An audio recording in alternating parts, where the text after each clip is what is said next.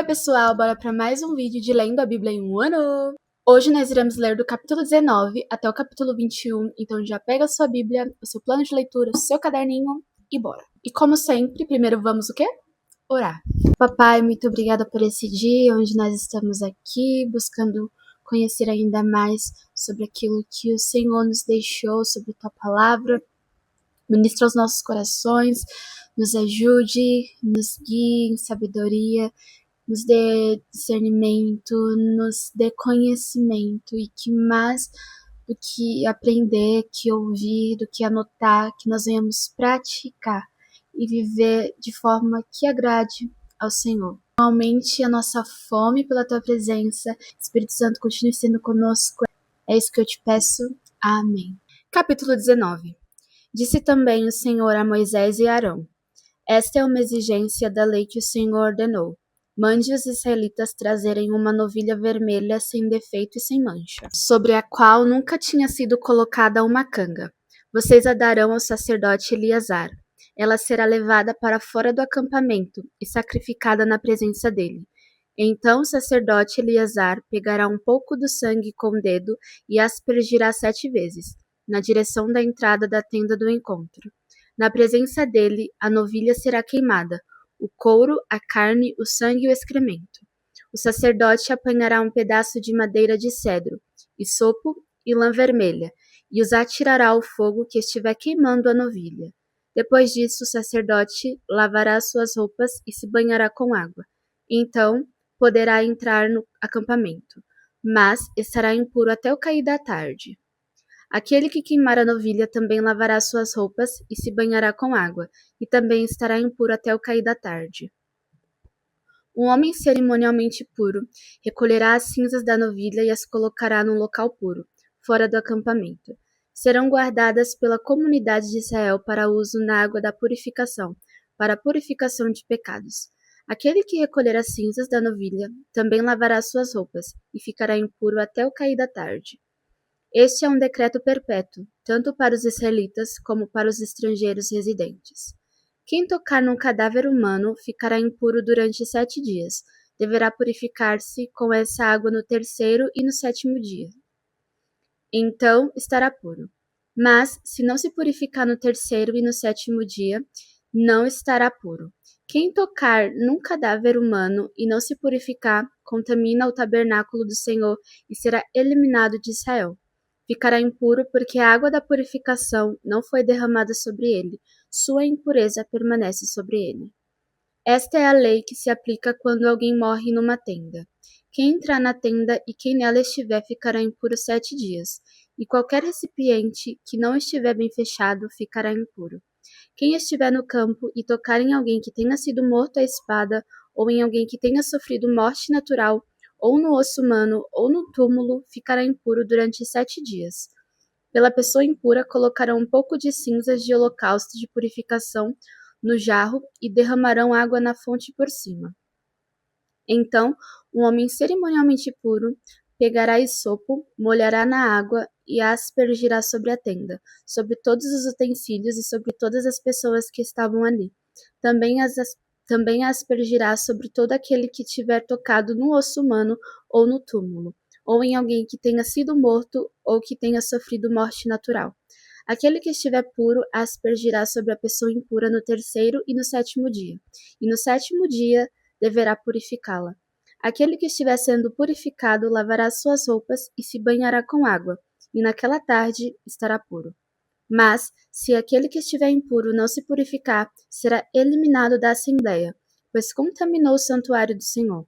A água da purificação não foi aspergida sobre ele, e ele está impuro. Este é um decreto perpétuo para eles. O homem que aspergir a água da purificação também lavará suas roupas, e todo aquele que tocar na água da purificação ficará impuro até o cair da tarde. Qualquer coisa na qual alguém estiver impuro tocar se tornará impura, e qualquer pessoa que nela tocar ficará impura até o cair da tarde. Capítulo 20. No 1º mês, toda a comunidade de Israel chegou ao deserto de Zim e ficou em Cádiz. Ali, Miriam morreu e foi sepultada. Não havia água para a comunidade, e o povo se juntou contra Moisés e contra Arão. discutiram com Moisés e disseram: Quem dera tivéssemos morrido quando os nossos irmãos caíram mortos perante o Senhor. Por que vocês trouxeram a Assembleia do Senhor a este deserto, para que nós e os nossos rebanhos morrêssemos aqui? Por que vocês nos tiraram do Egito e nos trouxeram para este lugar terrível? Aqui não há cereal, nem figos, nem uvas, nem romãs, nem água para beber. Moisés e Arão saíram de diante da Assembleia para a entrada da tenda do encontro e se prostraram com o rosto em terra, e a glória do Senhor lhes apareceu. E o Senhor disse a Moisés: Pegue a vara, e com seu irmão Arão reúna a comunidade, e diante desta fale aquela rocha, e ela verterá água. Vocês tirarão água da rocha, para a comunidade e os rebanhos beberem. Então Moisés pegou a vara que estava diante do Senhor, como este lhe havia ordenado. Moisés e Arão reuniram a assembleia em frente da rocha, e Moisés disse: Escutem, rebeldes, será que teremos que tirar água desta rocha para dar a vocês? Então Moisés ergueu o braço e bateu na rocha 2 vezes com a vara. Jorrou água, e a comunidade e os rebanhos beberam. O Senhor, porém, disse a Moisés e Arão: Como vocês não confiaram em mim para honrar a minha santidade à vista dos israelitas, vocês não conduzirão esta comunidade para a terra que dou a vocês. Essas foram as águas de Meribá, onde os israelitas discutiram com o Senhor e onde ele manifestou a sua santidade entre eles. De Cádiz, Moisés enviou mensageiros ao rei de Edom, dizendo: Assim diz o teu irmão Israel: Tu sabes de todas as dificuldades que vieram sobre nós. Os nossos antepassados desceram para o Egito, e ali vivemos durante muitos anos. Os egípcios, porém, nos maltrataram, como também a eles. Mas quando clamamos ao Senhor, ele ouviu o nosso clamor, enviou o anjo e nos tirou do Egito. Agora estamos em Cádiz, cidade na fronteira do teu território. Deixa-nos atravessar a tua terra. Não passaremos por nenhuma plantação ou vinha, nem beberemos água de poço algum. Passaremos pela estrada do rei e não nos desviaremos nem para a direita nem para a esquerda, até que tenhamos atravessado teu território. Mas Edom respondeu: Vocês não poderão passar por aqui. Se tentarem, nós vos atacaremos com a espada. E os israelitas disseram: Iremos pela estrada principal. Se nós e os nossos rebanhos bebermos de tua água, pagaremos por ela. Queremos apenas atravessar a pé, e nada mais. Mas Edom insistiu: Vocês não poderão atravessar. Então Edom os atacou com um exército grande e poderoso. Visto que Edom se recusou a deixá-los atravessar o seu território, Israel desviou-se dele. Toda a comunidade israelita partiu de Cádiz e chegou ao Monte Hor. Naquele monte, perto da fronteira de Edom, o Senhor disse a Moisés e Arão: Arão será reunido aos seus antepassados. Não entrará na terra que dou aos israelitas, porque vocês dois se rebelaram contra a minha ordem junto às águas de Meribá. Leve Arão e seus filhos Eleazar para o alto do Monte Hor. Tire as vestes de Arão e coloque-as em seu filho Eleazar, pois Arão será reunido aos seus antepassados. Ele morrerá ali. Moisés fez conforme o Senhor ordenou. Subiram o monte Hor à vista de toda a comunidade. Moisés tirou as vestes de Arão e as colocou em seu filho Eleazar. E Arão morreu no alto do monte. Depois disso, Moisés e Eleazar desceram do monte. E quando toda a comunidade soube que Arão tinha morrido, toda a nação de Israel pranteou por ele durante 30 dias. Capítulo 21. Quando o rei cananeu de Arad, que vivia no Neguebe, soube que Israel vinha pela estrada de Atarim, atacou os israelitas e capturou alguns deles. Então Israel fez este voto ao Senhor: Se entregares este povo em nossas mãos, destruiremos totalmente as suas cidades. O Senhor ouviu o pedido de Israel e lhes entregou os cananeus. Israel os destruiu completamente, a eles e as suas cidades, de modo que o lugar foi chamado de Ormá. Partiram eles do Monte Hor pelo caminho do Mar Vermelho, para contornarem a terra de Edom. Mas o povo ficou impaciente no caminho, e falou contra Deus e contra Moisés, dizendo: Por que vocês nos tiraram do Egito para morrermos no deserto? Não há pão, não há água, e nós detestamos esta comida miserável. Então o Senhor enviou serpentes venenosas que morderam o povo e muitos morreram. O povo foi a Moisés e disse: Pecamos quando falamos contra o Senhor e contra você. Ore pedindo ao Senhor que tire as serpentes do meio de nós. E Moisés orou pelo povo. O Senhor disse a Moisés: Faça uma serpente e coloque-a no alto de um poste. Quem for mordido e olhar para ela viverá. Moisés fez então uma serpente de bronze e a colocou num poste. Quando alguém era mordido por uma serpente e olhava para a serpente de bronze, permanecia vivo. Os israelitas partiram e acamparam em Obote. Depois partiram de Obote e acamparam em Ije-Abarim, no deserto de fronte de Moabe, ao leste. Dali partiram e acamparam no vale de Zered. Partiram dali e acamparam do outro lado de Arnon, que fica no deserto que se estende até o território amorreu. O Arnon é a fronteira de Moabe, entre Moabe e os amorreus. É por isso que se diz no livro das guerras do Senhor: Vaebe em Sufá e os vales, o Arnon, e as ravinas dos vales que se estendem até a cidade de Ar e chegam até a fronteira de Moabe. De lá prosseguiram até Bir, o poço onde o Senhor disse a Moisés: Reúna o povo e eu lhe darei água.